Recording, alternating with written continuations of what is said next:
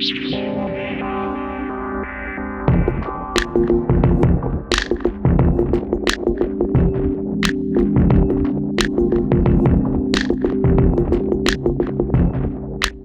gente, tudo bem? Aqui é o Leonardo do Mind the Headphone. Há um tempinho eu trouxe para vocês a avaliação de um in-ear bem interessante, o 64 Audio Duo.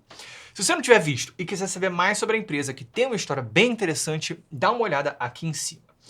O resumo é que a 64 Audio, ou 64 Audio, é uma fabricante americana bem renomada de in-ears focada nos personalizados para uso profissional em monitoração de palco.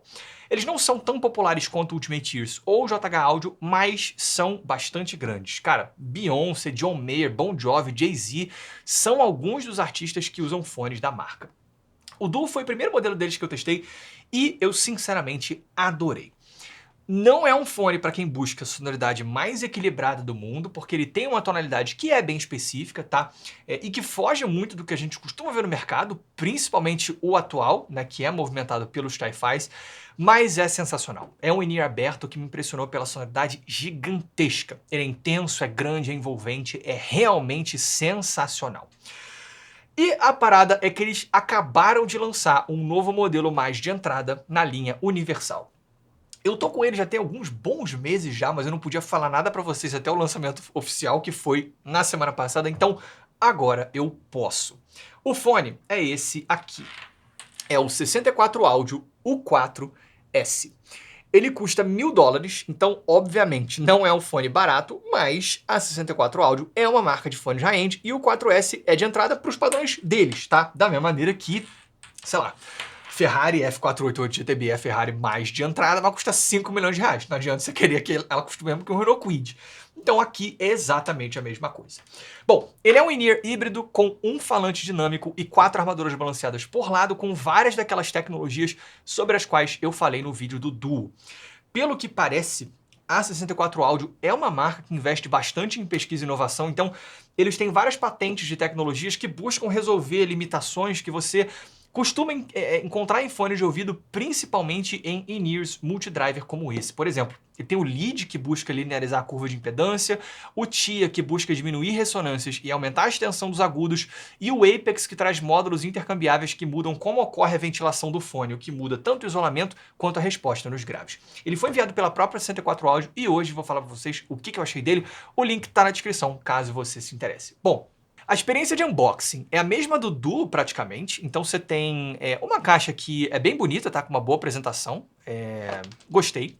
E como acessórios você tem essa case rígida para transporte, que é tipo couro sintético, mas é rígida, bem legal.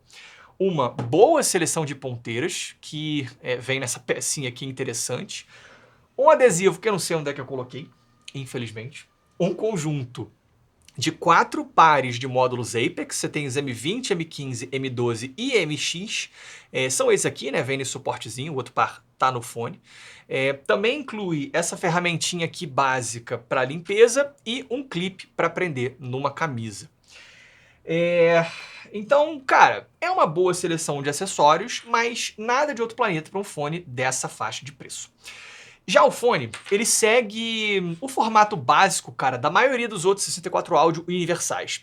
Ele tem um corpo nesse formato aqui que é relativamente compacto para um fone desse tipo, com uma excelente qualidade de construção. Ele é todo de metal, exceto por essa parte externa aqui, que tem esse enxerto, né, que parece ser um tipo de resina com o logo da marca, esse padrão aqui embaixo. Eu gosto bastante, cara, acho bem bonito, porque assim, ele passa a sensação de ser uma ferramenta séria, né, um produto profissional, mas com a dose certa de esmero para que ele não fique sem graça. E aqui embaixo é que você encontra a entrada para os módulos, que você tira só puxando, ó, tipo, você puxa aqui, ó, e aí você consegue pegar o módulo e colocar de volta. Só é chato porque... chato não, mas assim, é bom você ter cuidado que perder isso aqui é muito fácil. O cabo é exatamente o mesmo cabo do Duo, o que é uma boa notícia porque eu gosto dele, tá? É um cabo mais robusto, mas sem ser exagerado. Agora, uma coisa diferente, cara, é que ao contrário da grande maioria das fabricantes, a 64 Audio divulga a impedância do cabo, que é de menos de 1 ohm, ou seja, é uma boa notícia. Em termos de conforto e encaixe, acho ele excelente. É bem seguro e consigo usar por muito tempo sem nenhum tipo de incômodo. Agora, o isolamento, ele em geral é bom, Mas, ele varia de acordo com o módulo, tá? E ele não chega no nível dos melhores in-ears totalmente fechados, tá? Porque acaba que ele não é completamente selado. Então, assim, por mais que cada módulo vá trazer um nível específico de isolamento contra ruídos externos, ele é um isolamento um pouquinho mais leve, mas ainda muito bom, tá? Então é isso. Fisicamente, em termos de acessórios, é um fone bem resolvido, que segue uma pegada um pouco mais funcional do que luxuosa. No final das contas, cara, é competente, mas não é nada impressionante. Agora, quando a gente chega no som, a história muda. E o 4S se mostra um fone bem impressionante e que me deixou realmente encantado. Mas antes, se você estiver gostando desse vídeo, não deixe de clicar no botão de like e de se inscrever no canal. É um pequeno gesto seu que faz uma grande diferença para o meu trabalho. E falando em trabalho, eu também aproveito para te convidar a conhecer o meu outro trabalho, que é a minha própria marca de fones de ouvido, a Cuba Audio, e o nosso headphone, o Disco, disponível nas versões Lite, Clássico Pro, Gamer e Bluetooth, e feito para ser um fone definitivo que se transforma para se adequar ao seu momento. Link na descrição. Voltando, como eu falei, eu tô impressionado com o 4S. Que fone, meus amigos. Que fone, tá? A tonalidade dele é mais equilibrada que a do Duo, mas ainda é um fone bem intenso, bem cheio. E mais em V, tá? Ele é bem energético. Então, continua não sendo a opção mais adequada do mundo para quem tá buscando uma pegada mais neutrona, tá? Ele claramente segue um caminho mais... como é que eu vou dizer? Mais embelezado, tá? E, cara, tem muita coisa que ele faz que me encanta e que bate demais com o meu gosto. Eu vou começar por uma delas, que são os graves. É uma região interessante aqui, tá? Porque é justamente a que varia de acordo com os módulos Apex que estiverem no fone. Você pode ter desde uma resposta mais equilibrada nessa região até uma bastante intensa. Para mim, a melhor delas é com o módulo M15, que é a segunda mais intensa, tá? É com o módulo cinza escuro. Não por eu necessariamente preferir uma resposta com grave muito forte, mas por achar que é a que melhor se encaixa na assinatura sonora geral desse fone. Então, eu vou descrever as minhas impressões sobre ele, principalmente usando esse módulo aqui, tá? E é o seguinte, são graves fortes? São. Exagerados? Eu não diria que são, mas vai ter gente que certamente vai preferir uma pegada mais comedida aqui, tá? São graves sim, certamente mais tranquilos que, por exemplo, do KZ-ZAR que eu acabei de testar, mas continuam sendo graves fortes. Para mim, com esse módulo, até tem situações onde eu acho que ele pode passar um pouquinho do que eu gostaria, tá? Mas nada demais, e eu não acho que exista nenhuma grande interferência no restante do espectro, e nem que ele fique maçudo e pesado e cheio demais, entendeu? Até porque, cara, ele tem uma característica que é curiosa, e é uma das coisas que eu mais gosto nesse fone aqui, é o seguinte, é como se existisse uma ambiência muito forte nos graves. É difícil explicar, mas eu vou tentar. Para fã de rock, pensa na bateria do John Bonham do Led Zeppelin, entendeu? É um som, não é só aquela pancada nos graves, não, cara, é um som enorme, com ambiência, com respiro, entendeu? Você pega uma Bonzos Montreux, por exemplo, é meio que por aí, sabe? Você tem espaço em volta desses graves, entendeu? Mas não pensa que não tem substância, pelo contrário, tem muito peso aqui também. Dinâmica excelente, tá? Os graves batem muito fortes, assim, é aquela porrada com muita assertividade, com muito controle, extensão também é excelente, quase infinita, definição e textura também são realmente muito boas, então tudo que rola nessa região é bastante definido, tá? Tem massa, mas de novo, tem muito tamanho também, e mais do que isso, uma sensação de respiro em volta. É difícil de explicar, mas eu juro que é sensacional. Eu realmente adorei os graves desse fone, principalmente com esse módulo aqui. Como eu disse, com os outros, você pode mexer na quantidade de graves, tá? E aí você consegue sim dar uma reduzida nos graves, como eu falei, que seria interessante em algumas ocasiões. Mas eu acho que, tipo, assim, os graves acabam, os agudos, perdão, eles podem passar a impressão de serem mais fortes do que eu gostaria, tá? Com módulos com menos graves, mas isso eu vou explicar um pouco mais pra frente. Nos médios, a situação fica um pouquinho mais complicada pelo seguinte, como eu comentei, esse é um fone mais em V, tá?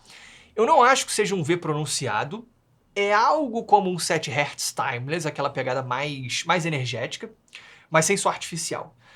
Só que assim, em relação aos graves e agudos, eu acho sim que a região média é mais recuada. Eu não sei nem se recuada é exatamente a palavra, tipo, é um daqueles casos em que você tem meio que não tanto corpo assim, entendeu? É um pin again um pouquinho mais pra cima e não tão regular. Agora, em termos de timbre, não acho que ele fique artificial, muito longe disso. O que rola na região média, pra mim, é bem claro e natural em termos de tonalidade. É só que graves e agudos têm mais energia, entendeu? Mas isso é muito bem feito. De novo, me lembra muito Timeless porque é uma sonoridade que meio que me leva, entendeu? Eu assimilo imediatamente. Ela é coerente, tá? Não é aquele fone que eu coloco e falo, gente, mas tá muito esquisito isso aqui. Não, eu coloco e tipo, cara, beleza, faz sentido. Se eu prestar atenção, eu vou ver que ele é mais em V, mas eu preciso prestar atenção para que isso fique evidente, entendeu? Normalmente, isso não vai me chamar tanta atenção, é simplesmente uma tonalidade que vai me fazer curtir muito o que eu tô escutando, entendeu? E já nos agudos, a situação é um pouco parecida com a dos graves, tá? Ela também é dependente do módulo, não porque altera a resposta nos agudos. Eu até achei que alterava, mas eu vi umas medições e parece que isso não acontece. Mas eu acho que o que acaba acontecendo é que a quantidade de graves muda a minha percepção dos agudos. E assim, com os módulos que trazem menos presença dos graves, eu acho sim que os agudos podem ficar metálicos demais e passar do ponto. Agora, com o M15 ele chega num desempenho que pra mim é coerente, tá? E é muito gostoso. Com ele, é um exemplo em naturalidade e equilíbrio? Ainda não, tá? Mas tem aquele grau de embelezamento que eu adoro. Ele tem uma característica que me lembra muito Mundial Aria, só que bem melhor. Se você... Eu não sei se vocês vão lembrar, tá? Ou vão, porque eu já falei sobre isso várias vezes, mas o Aria, uma coisa que eu sempre adorei nele foi uma sensação de que existe um brilho a mais ali nos agudos que faz com que eles sejam muito físicos, muito táteis. É como se fosse aquele, tipo, da escovinha de um baterista passando no prato, entendeu? É tátil, você quase consegue pegar, entendeu? O 4S me passa a mesma sensação. Ele tem um brilho a mais aqui. Pra mim, eles não chegam a exagerar, mas tem gente que eu acho que não vai gostar, entendeu? Ele é brilhoso, entendeu? Isso tem a ver com a extensão. Agora, uma crítica é que isso em algum grau prejudica um pouco a tonalidade dos agudos, que parece mais fino do que devia ser, entendeu? Normalmente isso não me incomoda, mas tem uma ou outra gravação onde os pratos já são mais finos e aí pode ficar esquisito. Você pega tipo uma Digital Rain do Star One, do Arian Lucassen, cara, o chimbal fica bem esquisito. Mas é raro, tá? E pra mim, no final das contas, é um preço a se pagar por essa pegada que, de novo, na grande maioria dos casos, eu gosto muito. Até porque, em termos de definição, eles são muito bons. Não tão no nível de um Unique Melody Mesh MK2, tá? Porque eles são aqui um pouco mais agressivos e menos polidos, menos educados, mas são excelentes. E falando nisso, cara, em tecnicalidade, esse é um fone fantástico. A resolução é muito boa, detalhamento também, ele é muito detalhado. E eu acho que a espacialidade é excelente. Não tem o nível de expansividade do Duo, mas não fica longe disso. Esse também é um in-ear com uma sonoridade muito grande. E com um ótimo recorte, um ótimo posicionamento dos instrumentos. Ele consegue projetar uma imagem muito crível e, como eu falei na parte dos graves, com essa capacidade muito interessante de trazer um espaço em volta deles, tá? O que também acontece, apesar de em menor proporção, no restante do espectro. Então, é um daqueles fones que, assim, você coloca e fica bem claro que você está falando de um fone muito sofisticado, entendeu? Assim, o que mais me impressiona é essa espacialidade, esse espaço. Para fechar, como deve estar claro para vocês, eu realmente gostei demais do 4S. Só que assim, nesse hobby, pessoas diferentes buscam coisas diferentes. Ou a mesma pessoa pode buscar coisas diferentes em momentos diferentes. Enfim, esse 64 áudio, assim como o Duo, não é para aqueles que buscam equilíbrio e neutralidade, tá? É para quem busca uma coisa meio que mais viva, meio que mais imperfeita que isso. Eu sei que isso pode parecer estranho, mas eu vou botar da seguinte maneira. Eu adoro fones como Kazese S10 Pro, Pro X ainda mais, Triple Win Olino SE, Letware S12, 7Hz Timeless, Yang Canon, fones que assim, me trazem uma sensação de vida e energia, entendeu? Não acho que eles sejam neutros, eles têm uma personalidade que é relativamente clara, e ela é energética, entendeu? Agora, conforme a gente vai subindo os degraus da audiofilia, esse tipo de personalidade vai ficando cada vez mais difícil de achar, entendeu? Você tem fones que são mais refinados, tipo um Mesh MK2, fones que são mais eufônicos, tipo um áudio inverso, fones que são mais naturais, como um Drop Variations ou um Unique Melody Multiverse Mentor, mas eu nunca tinha achado um fone que eu considerasse um upgrade muito direto da linha de um 7Hz Timeless de um Yang Canon, entendeu? Ou seja, algo que ainda estivesse sim do universo da naturalidade, de certa forma, assim, por trazer uma sonoridade que não bate como artificial ou errada, mas que fosse mais viva, mais intensa, mais energética, entendeu? Assim, decididamente.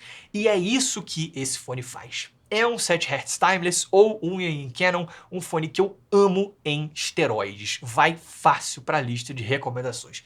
É um fone realmente excepcional. É isso, gente. Espero que vocês tenham gostado. Se vocês tiverem gostado, clique no botão de like. Se vocês tiverem gostado muito, se inscrevam no canal. Um grande abraço.